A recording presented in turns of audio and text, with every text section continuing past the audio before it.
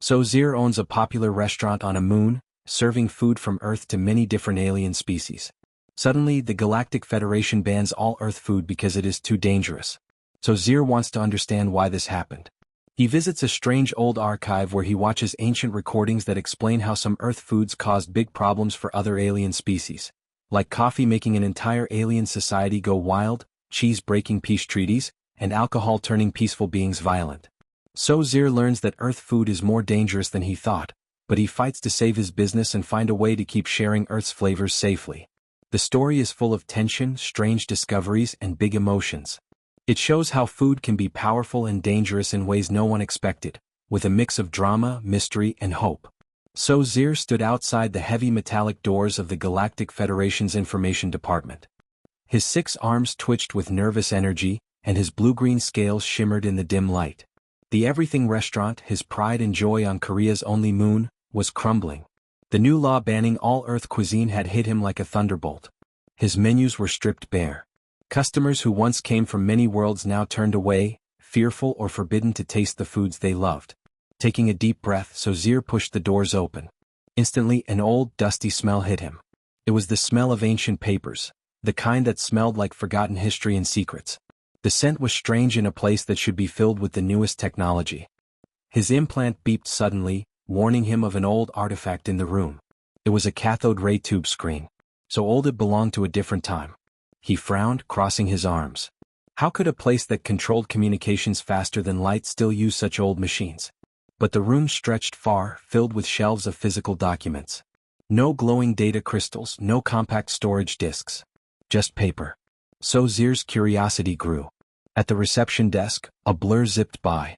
It was a small purple creature, no taller than 2 feet. It rode a floating vehicle that sputtered and sparked as it moved. The little alien's eyes, large and shining, locked on So Zir. The creature's thin arms gripped the controls tightly, its legs dangling over the edge of the tiny craft. "Excuse me," So Zir said carefully.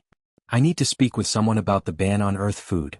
The purple creature stopped suddenly, papers floating down like leaves around them.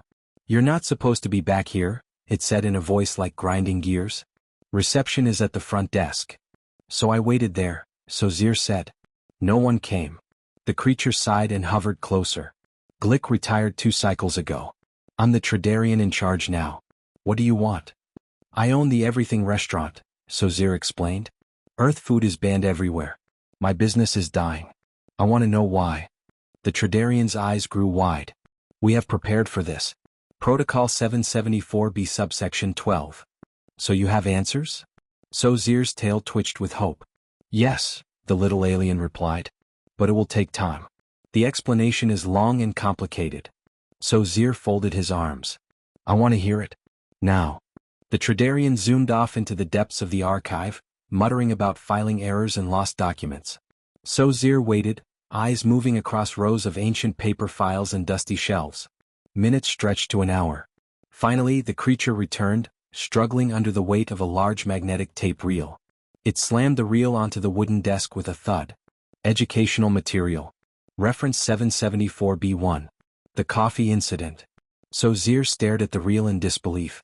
His implant buzzed warnings. Magnetic tape? Cathode ray tube? This was technology from ages ago. But he nodded. If this was how he would find the answers, he would endure it. The Tradarian pointed to the playback machine below the screen. "Insert the tape here. The controls are simple."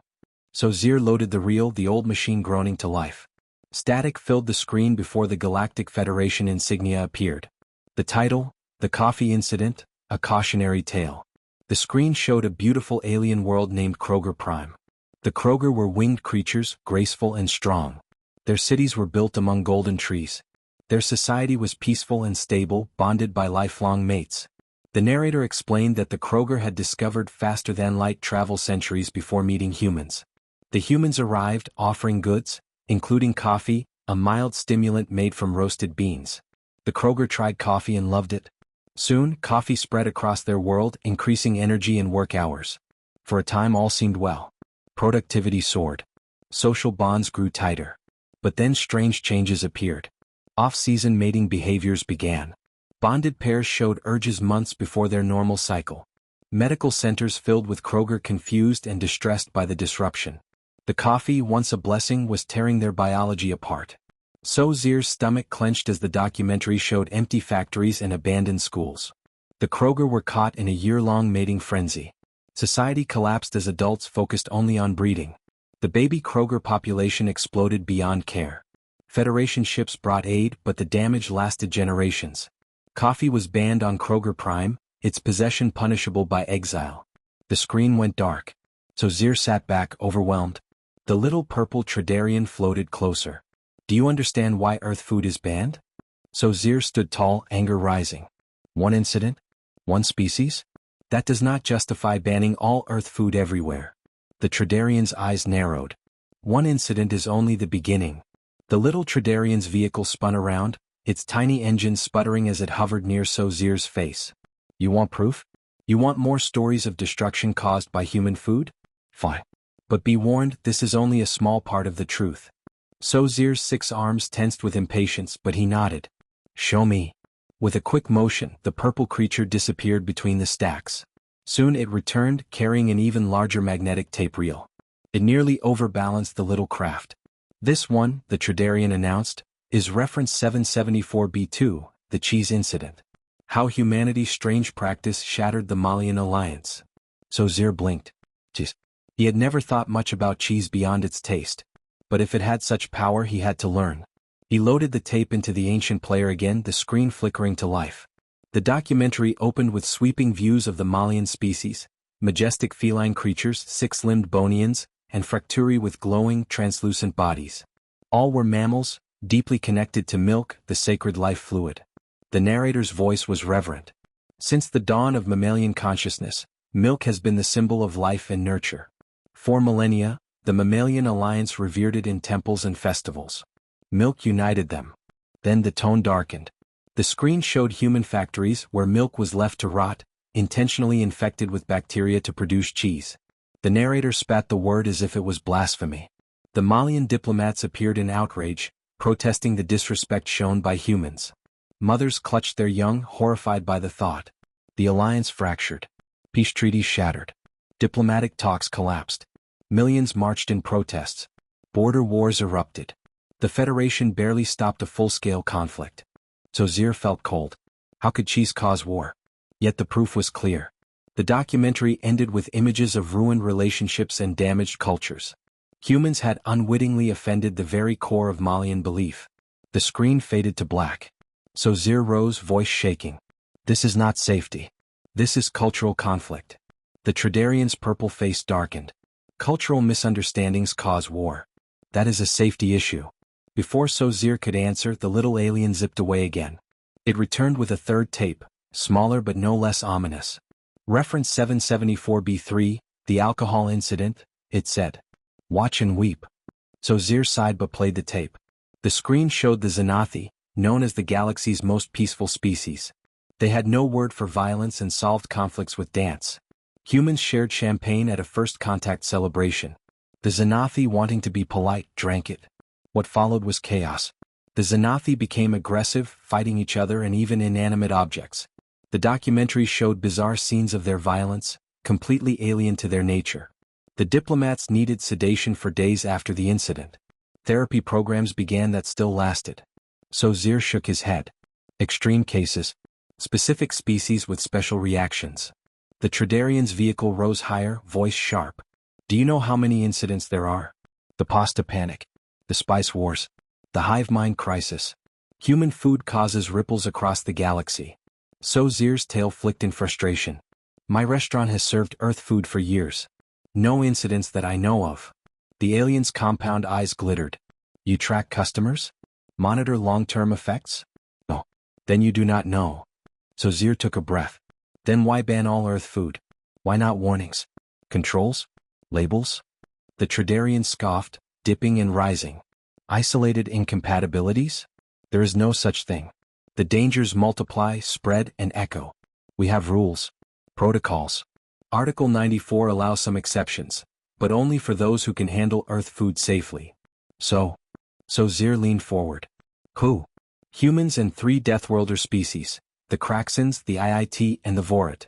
They can consume Earth food with no harm, if the permits are in order. Zir's scales rippled with relief. Then I can still serve some Earth food. I'll do whatever it takes. The Tradarian produced a real paper document. Zir read carefully. Separate cooking surfaces, warnings in 100 languages, liability waivers. He signed with all 6 hands, determined to save his restaurant. As he left the archive, Zir's thoughts raced. Earth food was dangerous, more dangerous than he had believed. But maybe, just maybe, there was a way to keep sharing it safely. Zir stepped out from the dark, dusty archive into the brightly lit corridor of the Federation building. His 6 arms moved in rhythm, a mix of determination and worry filling his chest. The weight of the waiver in his hand felt heavy, but it was a lifeline. He could still serve Earth food to some species, but it meant changes. Back at the Everything restaurant, his kitchen buzzed with activity. The familiar sense of Earth spices mixed with alien ingredients. But now, Zir had to think carefully. He ordered his chefs to prepare separate stations, one for approved species, another for others. New signs went up, warning customers about risks. Paperwork piled on the manager's desk. Still, the ban hurt. Many customers vanished, unwilling or unable to eat Earth dishes. The restaurant's usual hum of conversation dimmed. Late one night, Zir sat alone at a corner table, studying the ancient documents he'd copied. The coffee incident. The cheese incident. The alcohol incident. All stories of human food bringing disaster. He wondered if he had been blind to the danger all along. Then the door chimed softly. A figure entered, a tall, armored visitor with sharp eyes. Zir. Yes, Zir replied, standing. Can I help you? I'm Kraxin, the visitor said. One of the few allowed to eat Earth food safely. I've come to test your kitchen's new standards. Zir nodded, his 6 arms clasping in welcome. You'll be safe here. We follow all regulations. Kraxin's eyes scanned the room. Good. But it's not just about safety. It's about respect. Earth food carries risks and history. We don't forget. That night, Kraxin tasted dishes rich with Earth spices. He smiled. Authentic. Careful. This place might survive. Word spread quickly. Other approved species came cautiously, drawn by the rare chance to eat real Earth food again. Zir's restaurant became a secret haven for those willing to take risks. But not everyone approved. One morning, as Zir opened his doors, a crowd gathered outside. Protesters from various species shouted and waved signs. Dangerous food out. Protect our bodies. Ban Earth cuisine forever. Zir stepped outside, voice calm but firm. I understand your fear. But we follow every rule. We warn our customers. Earth food can be dangerous, yes, but here it is served safely. Don't punish all for the mistakes of some. A tall Malian with fierce eyes stepped forward. Your food shattered our peace. You have no right. Zir looked at her, sadness softening his scales. I mourn what happened to your people. But we must learn. Not all human food is a weapon. Some of it is art, culture, love. The crowd murmured, tension hanging thick. Later in the kitchen, Zir's 6 arms worked fast, preparing meals. But his mind drifted to the stories, the ancient warnings etched in forgotten tapes. How many more species had suffered? How many more would suffer if he failed? Suddenly his implant beeped urgently. A warning, unauthorized substances detected in the supply chain. He froze. Could it be? After all the protocols, the waivers, the warnings, someone was breaking the rules. Zir moved swiftly, gathering his trusted staff. Together, they traced the source, a smuggler trying to bring banned Earth delicacies into the city's markets. If caught, it could ruin everything. The smuggler confronted Zir in a dark alley, eyes wild. Why do you care? Earth food is power. Danger sells. I make more credits selling forbidden spice than you make serving safe meals. Zir's 6 arms flexed in anger. You endanger lives. You risk peace. This is not how we do things. The smuggler sneered. I don't care about peace. I care about profit. Zir took a deep breath, fighting the rage. Then you leave me no choice. He called Federation authorities, providing evidence of the smuggling operation. Days later, the smuggler was arrested. The city breathed easier. But Zir knew the danger wasn't gone. Earth food's power was real. It could heal or harm. Unite or divide. He looked out at the stars from his restaurant's window. Somewhere out there, species were still struggling with the legacy of coffee, cheese, and alcohol. But here, on this moon, Zir vowed to keep the flame of Earth cuisine alive, carefully, respectfully, and with all the love he could give. Weeks passed, and the Everything restaurant slowly found its rhythm again. So Zir's efforts to balance safety with tradition began to pay off. His loyal customers, humans, Kraxans, IIT, and Vorit, returned in small but steady numbers. They appreciated his respect for the complex risks involved in Earth cuisine. One evening, as the restaurant filled with the quiet hum of conversation and clinking plates, So Zir noticed a nervous young woman slip inside. Her pale skin shimmered faintly in the low light, and her eyes darted around like she feared being watched.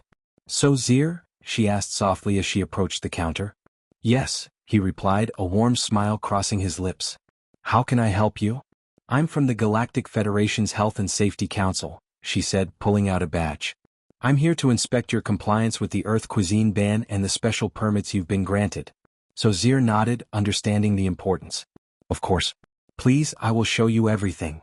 She followed him through the kitchen, noting the separate prep stations, the warning signs in multiple languages, and the stacks of paperwork neatly organized. "This looks thorough," she admitted. "But you do realize the Federation monitors your customers closely?" "I do," so Zir replied. "That is why I keep detailed records and require liability waivers." The inspector paused.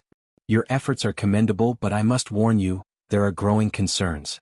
New reports suggest that even small exposure to certain Earth foods may cause delayed reactions in sensitive species." So Zir's tail flicked with concern. "Delayed reactions?" "Yes," she said gravely. "Symptoms that appear weeks or even months later. Digestive issues, psychological effects, sometimes even changes in social behavior." He nodded slowly. "That is why education is crucial. People need to understand the risks fully." The inspector smiled faintly.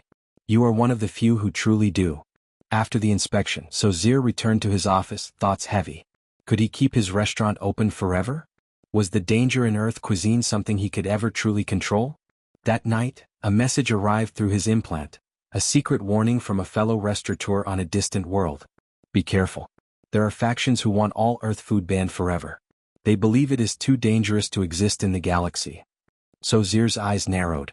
The war over Earth cuisine was far from over. The next day he received an invitation to a clandestine meeting. Representatives from the Kraxans, IIT Vorit, and a small group of human diplomats gathered in a hidden chamber beneath the city. "We must protect our right to enjoy Earth cuisine," the Kraxan leader said. "But we must also prove that it can be safe." The Vorit added, "We propose a new program, education, testing, and stricter controls. We will work with the Federation to develop a new standard."